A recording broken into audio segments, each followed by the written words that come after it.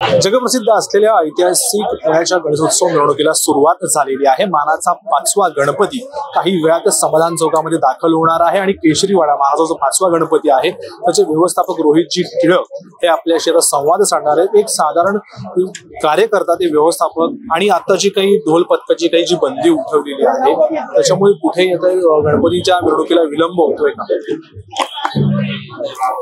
नाही, आपण बघितलं यंदा सुद्धा गणेशोत्सव पूर्ण 10 दिवस खूप आनंदात साजरा पुण्यात झाला। लाखोच्या संख्येने लोक बघायलाही आली यावेळेला आणि देशातनं आलेले दिसले आपल्याला लोक। अनेक डेकोरेशन्स खूप चांगली होती, मनोरंजनाचे कार्यक्रम घेतले, सामाजिक घेतले, त्यामुळे खूप एक उत्साहाचं वातावरण आहे।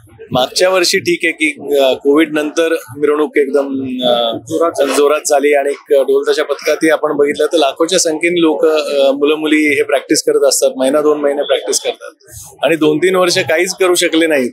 त्याच्यामुळे त्यांनी तो सर्व उत्सव तेव्हा साजरे केला, आनंदात साजरे केला आणि मनसोक्त वाजवून घेतलं त्याच्यात, म्हणून थोडा विलंब झाला। पण वेळेचं पाहणे सगळ्यांनाच आहे, त्यामुळे यंदा मला वाटत नाही की त्याच्यामुळे उशीर होईल, कारण सगळेजण रिंगण जे चौकात करतात तसे प्रमुख ठिकाणी करतात आणि मग नंतर पुढे बरोबर सरकतील। खरं तर यंदा केशरीवाडा भाविकांसाठी, गणेश भक्तांसाठी काय यंदा नवीन संदेश घेऊन आलेला आहे आणि जी पारंपरिक जी पालखी होती ती आता मात्र ती ट्रॅक्टर मध्ये आपल्याला पाहायला मिळते आणि मागे विठ्ठलाची थीम देखील साकारली। नाही, ट्रॅक्टर मध्येच पालखी हे ठेवला जायचं दरवेळेला। विठ्ठलाचं म्हणजे हे शिवमुद्रा पथक जे अनेक वर्ष आमच्या बरोबर गणरायापुढे जे वाजवतो मिरवणुकीत, त्यांनी थीम बेस्ड यावेळेला वादन बसवलंय आणि त्यामुळे आम्ही तो तसं डेकोरेशन केलंय की विठ्ठलाची आणि एक पुणे शहरातल्या लोकांना सुद्धा एक वेगळं वादन या निमित्ताने बघायला मिळेल, जे थीम बेस्ड असेल, ज्यात वेगळे ताल आहेत।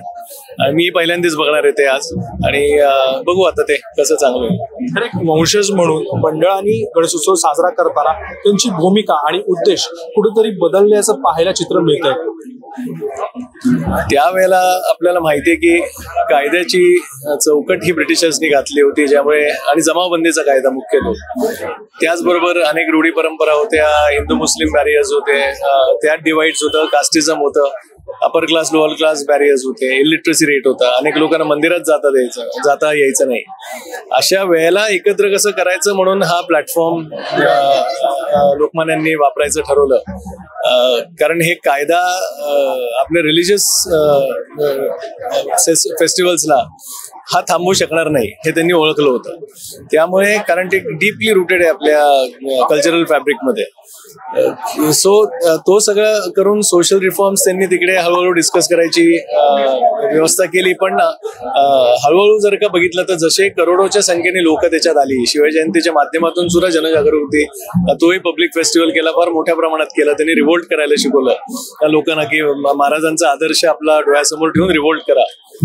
नंतर आपण बघितलं तर ती अख्खी मुवमेंट त्यांनी टुवर्ड्स डेव्हलपमेंट घेऊन गेले।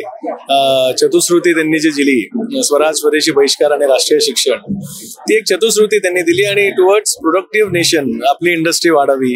स्वराज्य माहिती आहे, पण स्वदेशी, बहिष्कार, राष्ट्रीय शिक्षण हे फक्त आपल्या इंडस्ट्री करता होतं। थोडक्यात हे मी याच्याकरता सांगतोय की ही एक मुवमेंट म्हणून हळूहळू झाली, जी आता आपण बघतोय की सामाजिक कार्य म्हणजे लोकमान्य कायम म्हणायचे की समाजकार्य हेच देवकार्य, आणि आज आपण बघतोय की मंडळ फक्त 10 दिवस नाही पण वर्षभर सामाजिक कार्य करत असतात, कोणाला लागेल ती मदत करत असतात, मदतीला धावून येतात। कोविडच्या वेळेला सुद्धा पॅरलल गव्हर्नमेंट सारखं त्यांनी अक्षरशः काम केलं। हे खूप एक चांगला बदल आहे आणि हाच लोकमान्यांना अभिप्रेती होता, कारण इमोशनल बॉन्डिंग हे आपलं फार महत्वाचं आहे। म्हणजे भारताची ओळखच ती आहे की आपण एक इमोशनली सेन्सिटिव्ह लोक आहोत, टॉलरंट लोक आहोत। त्याच्यामुळे हे जेव्हा आपण वेगळ्या फेस्टिवलच्या माध्यमातून एकत्र येतो तेव्हा आपलं ते बॉन्डिंग खूप वाढतं आणि मग एकमेकांची मदत करतो। त्यामुळे युनिटी, टुगेदरनेस, कमिंग टुगेदर आणि हेल्पिंग इच अदर ही भूमिका फार महत्वाची राहते। आणि यंदा आपण बघतो आता या उत्सवात सुद्धा सगळेजण एकत्र येतात, वाजत गाजत गणरायाचं हे साजरा करतात, ही एक खूप आनंदाची बाब आहे।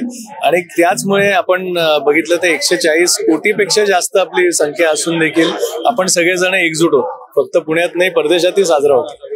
खरं जाता शेवटचा प्रश्न आहे, विधानसभेच्या निवडणुकीपूर्व आधी काही दिवस आधी गणेशोत्सव आलेला आहे, आता अनेक पक्षांचे जे काही राजकीय नेते असतील, पुढारी असतील किंवा अपकमिंग जे कोण भावी असतील ते देखील मंडळांच्या भेटीगाठी घेतात. मात्र या उत्सवाचं कुठेतरी खाजगीकरण झालंय का, कंत्राटीकरण याच्यामध्ये झालंय का, जेणेकरून कार्यकर्त्याच्या ऐवजी पुढारीच डायरेक्ट नेत्यांना भेटायला येतात, असं काय आहे का?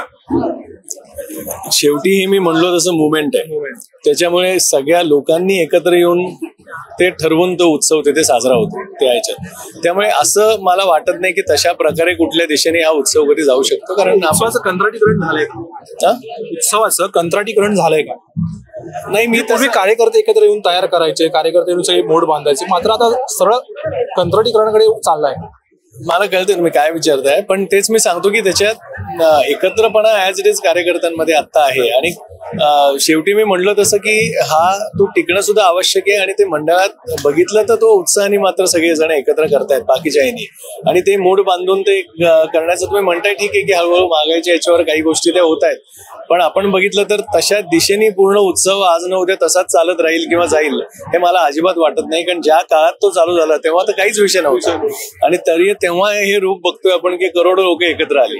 त्याच्यामुळे ते इमोशनली ड्रिव्हन आपला हा उत्सव आहे. आपल्या काहीतरी पर्पज करता ती मुवमेंट झालेली आहे. ती मुवमेंट जोस्तोर जिवंत आणि सगळी आहे तोस्तोर हा उत्सव तसा साजरे होणार नाही. तर त्याला वेगळं वळण मला वाटत नाही मंडळ सुद्धा लागून देतील आज न उद्या.